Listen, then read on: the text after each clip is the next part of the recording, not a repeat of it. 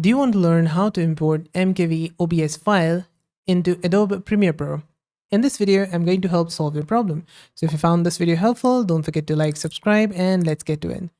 So when you record with OBS, like I'm doing right now, and you have selected an MKV file format, you're going to have the file saved like this with the .mkv format. And if I try to take it and put it inside my Adobe Premiere Pro project, it's going to say that the file has an unsupported compression type.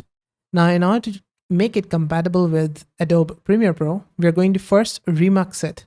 So we're going to go inside our OBS and go to File and Remux Recordings. Now here, we're going to take that file, the MKV file, drag and drop it. Now once done, you can remux it, which is going to remux that file and make an MP4 version of it. So now if I go back here, I've got the MP4 file here and the MKV file as well. I can delete this old one and use this MP4 version. Just drag it and drop it inside your Adobe Premiere Pro like this. And that's it. That's how you can import an MKV OBS file in Adobe Premiere Pro. Did this video help solve your problem? Let me know with a like and comment.